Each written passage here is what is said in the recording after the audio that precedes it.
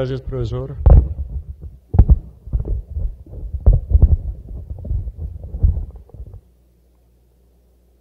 Muy buenos días y muchas gracias por la invitación a los organizadores. Vamos a intentar hacer un enfoque general de este tema. Es un tema muy extenso en cada uno de sus puntos, pero vamos a tocar básicamente algunos puntos básicos que nos muestren efectivamente muchas cosas que ya sabemos, pero algunas cosas que pueden resultar importantes destacarlas y de algunas cosas nuevas que podemos hablar actualmente en oncología. Básicamente sabemos que el cáncer es una enfermedad muy grave, muy frecuente en el mundo, es un problema de salud pública en todo el mundo. En los Estados Unidos alrededor de 1.700.000 casos al año, con casi 600.000 casos al año de muerte. Según datos epidemiológicos entre el 2008 y el 2010, quienes hayan nacido en esta época tienen una probabilidad, ¿cierto?, de tener algún cáncer en su vida de alrededor del 40%. ¿Cierto? Estamos hablando de una enfermedad supremamente importante y la probabilidad de tener un cáncer de pulmón, basado en datos estadísticos del CER, de datos de Estados Unidos, es de aproximadamente el 6.6%. A pesar de que el cáncer de mama en las mujeres y el cáncer de próstata en los hombres es uno de los más frecuentes, el cáncer de pulmón se ubica en segundo lugar, tanto en incidencia, pero como mortalidad, básicamente se convierte en la primera causa de muerte en los Estados Unidos y en el mundo. En Colombia, datos tomados de Globocan, ¿cierto?, nos ayudan a tratar de entender un poquito que la situación se replica también en Colombia de alguna manera, siendo la incidencia de cáncer de pulmón la cuarta causa más frecuente, pero en mortalidad se ubica en el segundo puesto esta entidad, seguida del cáncer gástrico, que para nosotros específicamente, a diferencia de los Estados Unidos, es quizás la mayor gravedad en cuanto a mortalidad por cáncer en Colombia. Sin embargo, existen grandes diferencias en su presentación. En Colombia, las zonas que más frecuentemente tienen un diagnóstico, más frecuencia de cáncer de pulmón son Antioquia, todo el eje cafetero y el Valle del Cauca. A pesar de que estos datos son hechos basados en ajustes por el cigarrillo, ¿cierto?, ajustando por cigarrillo, es probable que un efecto por el radón que está presente en los suelos y su irradiación probablemente potencie esta mayor probabilidad. Cuando hablamos de cáncer de pulmón, nunca estamos hablando de una simple enfermedad. Cáncer de pulmón es un grupo heterogéneo de enfermedades que voy a mostrar que no es simplemente una enfermedad, quizás se acerca más a un síndrome que a una enfermedad como tal. Sin embargo, en su clasificación sabemos que el 95% de todos los cánceres de tumor de pulmón son de origen epitelial, es decir, son carcinomas que básicamente los clasificamos en dos grupos, y especialmente en dos grupos que fueron históricamente muy importantes, pero que ahora no lo son tanto como tal. Son el cáncer de pulmón de célula pequeña y el cáncer de pulmón de célula no pequeña, sabiendo que el cáncer de pulmón de célula no pequeña más frecuente es el adenocarcinoma de pulmón, que todo mundo lo sabe, seguido por el carcinoma escamocelular. Y en tercer lugar, el carcinoma de células pequeñas o neuroendocrino, que es un tumor bastante agresivo. Para mostrarles la heterogeneidad que puede existir con respecto al concepto de cáncer de pulmón, cuando uno tiene un cáncer de pulmón puede tener un grupo de tumores de origen epitelial, como les acabo de mencionar, lo más frecuente, que es el 95% de los casos, pero pueden también presentarse tumores de origen mesenquimal, linfohistiocytíco, de origen ectópico o ser una enfermedad metastásica. Al lado derecho de la diapositiva está una tabla que muestra la histopatología simplemente de los tumores epiteliales, como están clasificados histopatológicamente. Es decir, les estoy mostrando la gran heterogeneidad y solo a partir del diagnóstico histopatológico, sin tener en cuenta las demás características que en la actualidad cobran gran importancia para tratar de definir los tratamientos que los pacientes requieren y las terapias que en la actualidad tenemos para ellos. Cuando hablamos ya de factores de riesgo, ¿cierto?, podemos hablar de muchos, pero traigo el que es más importante, el que todos sabemos que es importante, pero en el cual fallamos para tratar de hacer una prevención.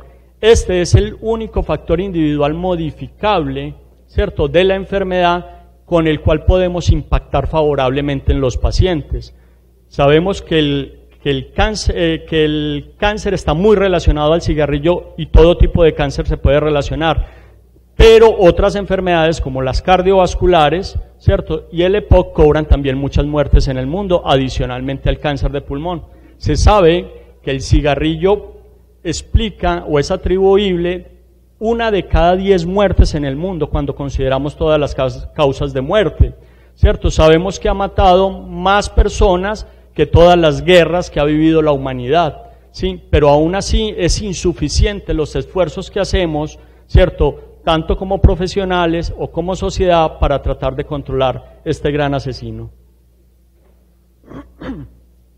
La mayoría de personas, cuando hablan de cáncer de pulmón, y los pacientes en general, sí, muchos traen a colación el hecho de que conocen gente que nunca ha fumado y tiene cáncer, y eso es posible, ¿cierto? Pero el riesgo atribuible es del 90%. 9 de cada 10 personas con cáncer de pulmón han fumado. Los nunca fumadores también pueden tener un riesgo, pero este riesgo durante la vida es menos del 1%, ¿sí? Mucho más frecuente en mujeres que en hombres en este caso. Y peor aún, ¿cierto?, si sabemos que la exposición pasiva, ¿cierto?, ser un consumidor pasivo, incrementa el riesgo en un 30% frente a alguien que no se expone a este tipo de contaminante.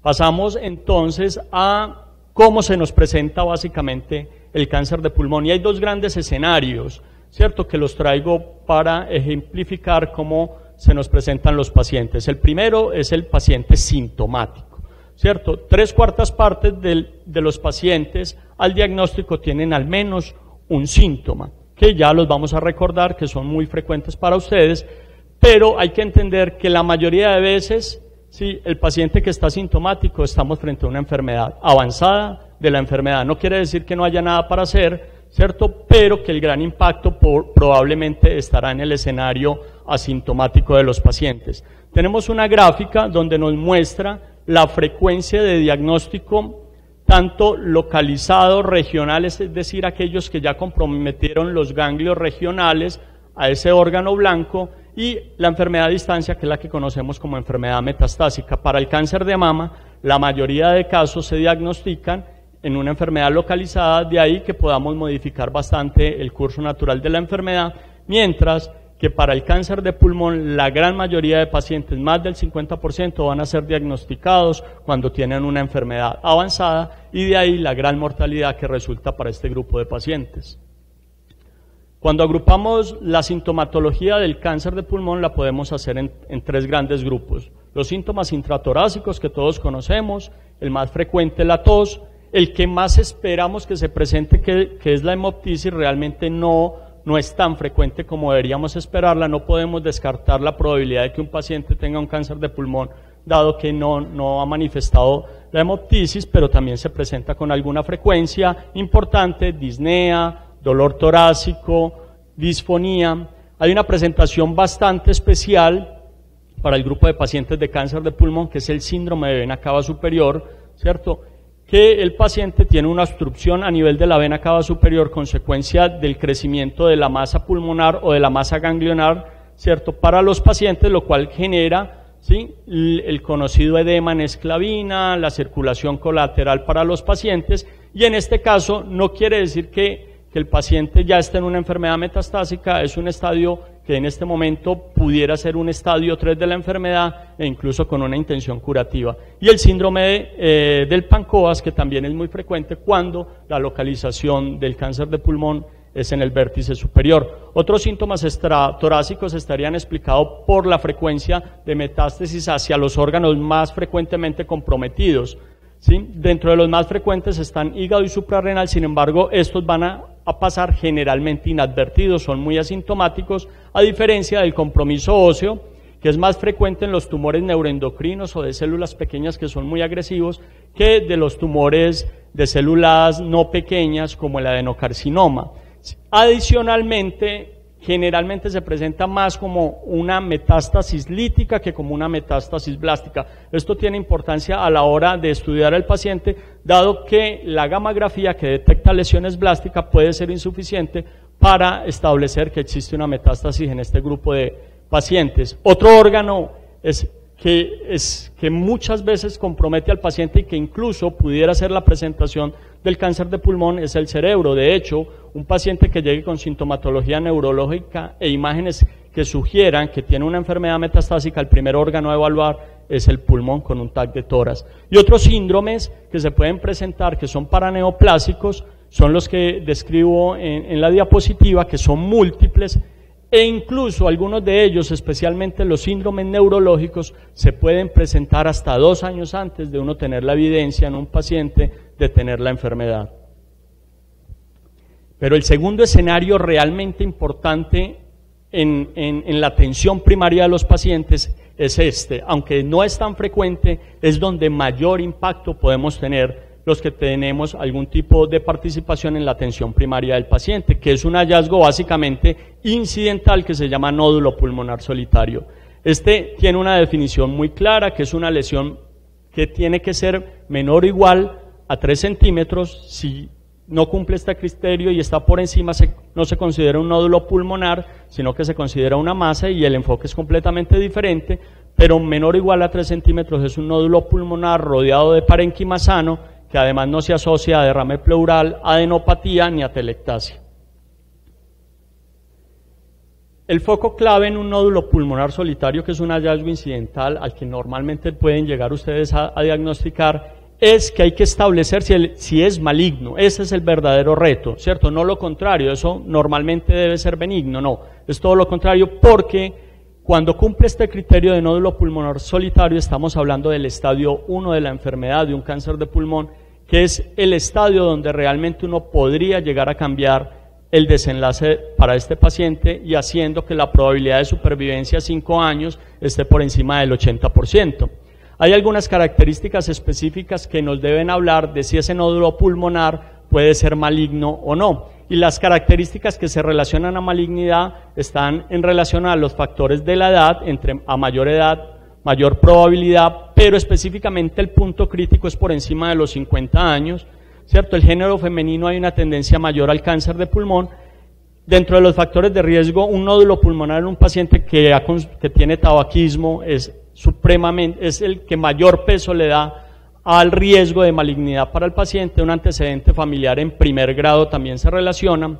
Dentro de las características radiográficas que todos sabemos y que nos han mencionado mucho, cobran importancia el borde, y de menor a mayor el borde liso, menor probabilidad de tener malignidad, y una corona radiada o tener espículas en este nódulo es más probable que sea de tipo maligno. El patrón de calcificación, hay unos patrones clásicos de calcificación que son benignos, que se llama el de patrón de crispeta, los que son concéntricos, los que son muy difusos, que hablan generalmente de granulomas, y el radiólogo nos ayuda muchas veces a decir que no es importante dado el patrón mismo de calcificación. Y la crispeta relacionado al diagnóstico más frecuente de amartoma, que es un tumor benigno para el paciente. El tiempo de doblaje también es fundamental, ¿cierto? El crecimiento acelerado en corto tiempo de un nódulo pulmonar siempre va a tener que llevar a la sospecha de una malignidad, pero adicionalmente es muy importante solicitarle al paciente si tiene una imagen radiológica previa. Si tiene una imagen de más de 2 años y el tamaño de la lesión nodular ha permanecido estable, casi que uno excluye la posibilidad de malignidad en este paciente. La localización, generalmente los tumores que son malignos generalmente son en los lóbulos superiores, mucho menos cuando son alrededor de las cisuras o en lóbulos inferiores, sin que lo descarte. Y el broncograma aéreo particularmente cambió el concepto, dado que antes se consideraba que un nódulo que tenía broncograma aéreo podría ser más de tipo infeccioso. El papel ahora del PET-CT básicamente se relaciona a aquellos pacientes en los cuales uno hace toda esta valoración previa, incluso existen software para tratar de calcular exactamente el riesgo que puede tener un nódulo pulmonar, y estos software nos dicen el porcentaje de riesgo. Si el riesgo es de del 5% es de muy bajo riesgo que sea maligno, y si es de más del 65%, definitivamente ese paciente debe ser llevado a biopsia. Pero el rango intermedio es el grupo de pacientes que realmente tiene indicado el PET. Si uno hace PET en un paciente de bajo riesgo, corre el riesgo de terminar este paciente en una cantidad de estudios adicionales que generan mayor morbilidad para el paciente.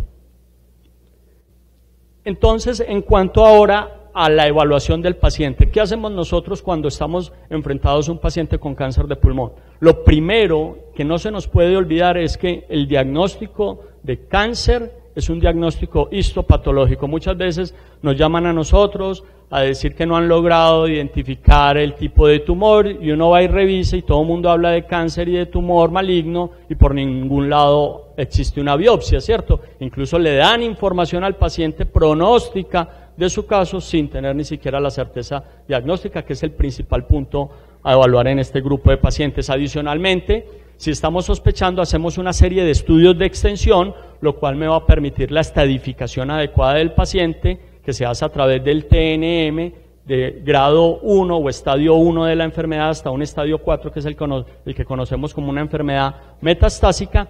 Y un hecho muy importante es evaluar la reserva funcional que tiene este paciente, porque esa reserva nos puede determinar sí, que el paciente puede tener un estadio 1 de la enfermedad, ¿cierto? Pero su reserva funcional hematológica, pulmonar, cardiovascular va a impedir que yo le haga un tratamiento quirúrgico a este paciente. Entonces, la evaluación básica, empezamos con una muy buena historia clínica, con muy buenos factores de riesgo, ¿cierto? Quizás esta herramienta, siendo la más útil en medicina, es la menos bien utilizada.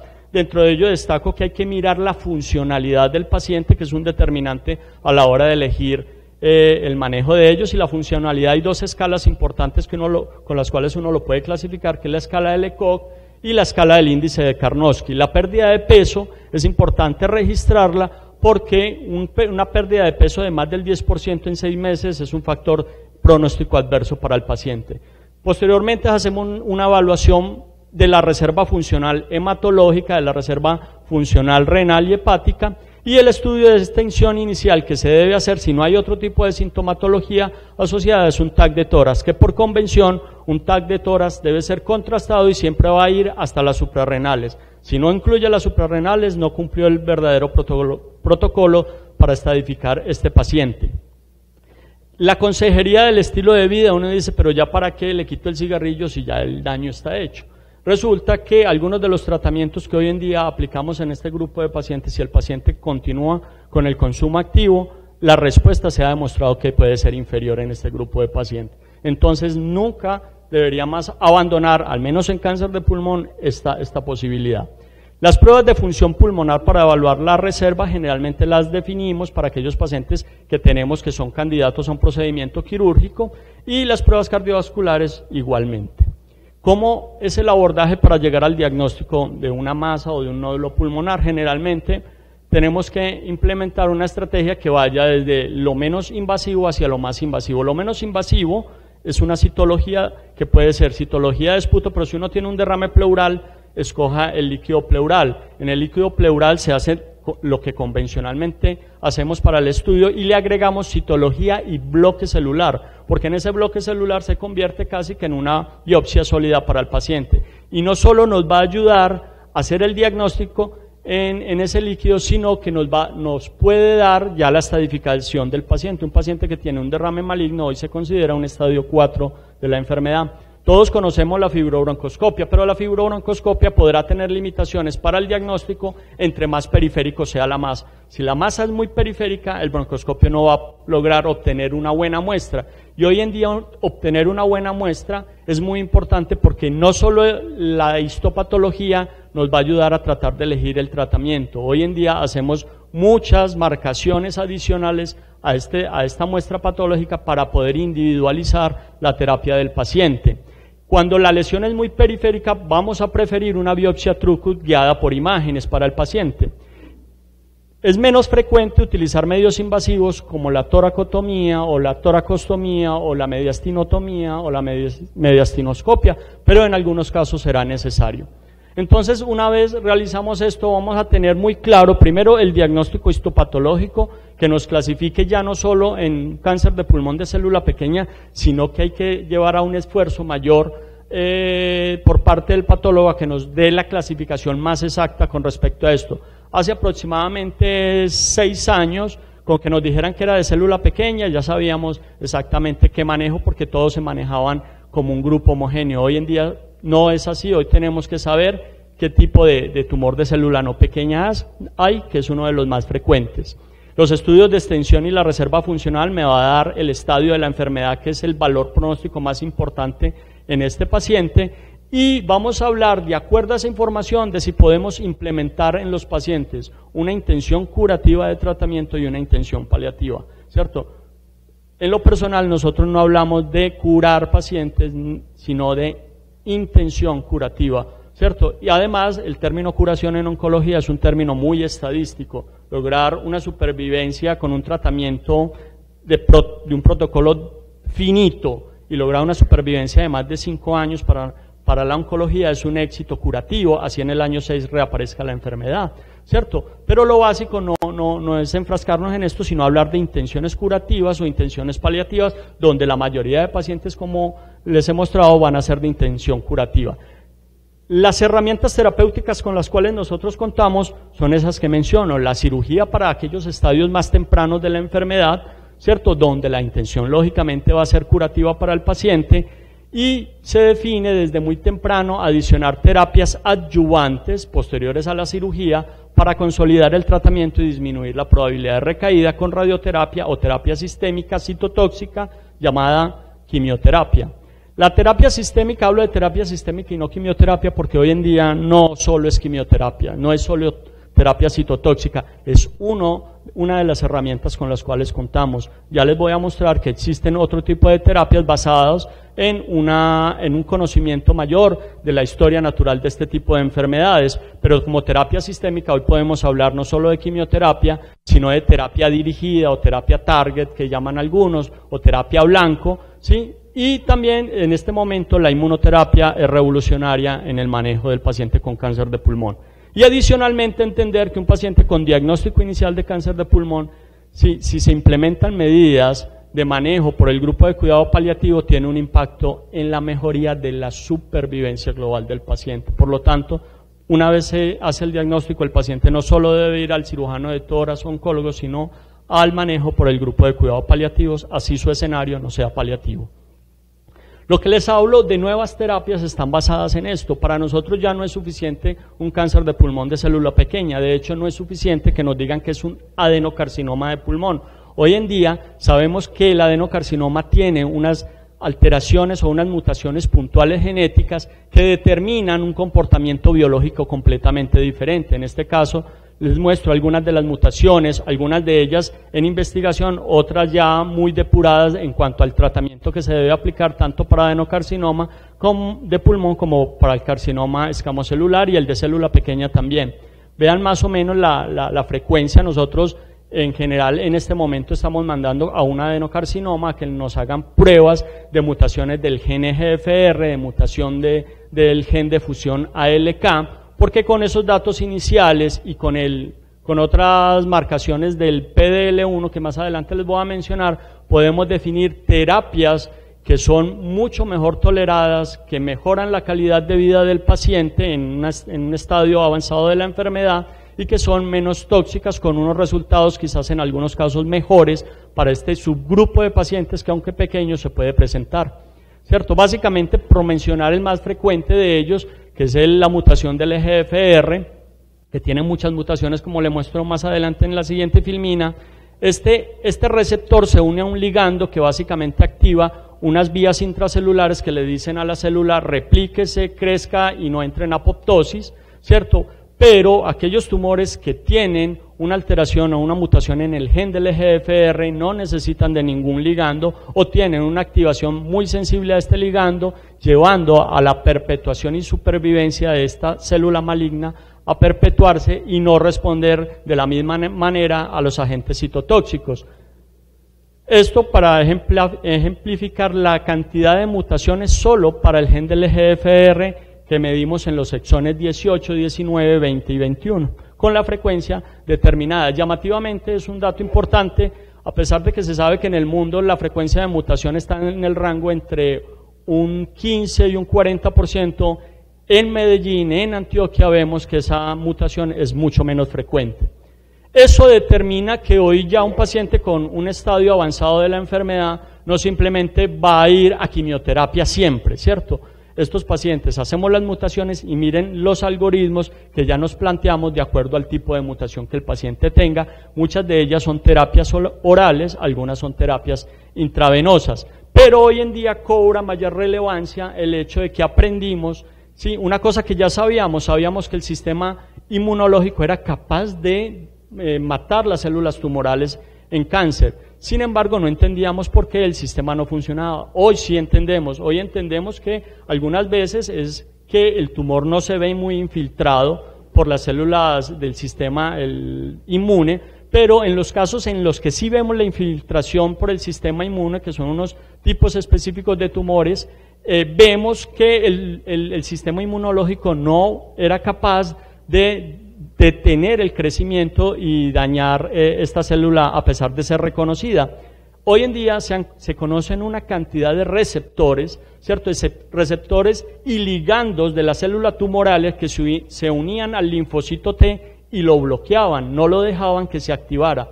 Hoy logramos manipular eso a través de lo que llamamos inmunoterapia, y van a ver ustedes que les llegará pacientes por urgencias, a los que están en servicio de urgencias, hablando de que a mí no me están poniendo quimio, sino que me ponen inmunoterapia como nivolumab, pembrolizumab, ¿cierto? Que son, y viene una cantidad de medicamentos que nos van a determinar esto. Entonces los algoritmos hoy de manejo, incluso en el escenario paliativo, son muchos. Esto simplemente es para mostrar que ya no es estadio 4 de la enfermedad y que vamos a quimioterapia citotóxica y a todos les va a ir tan mal como pensamos.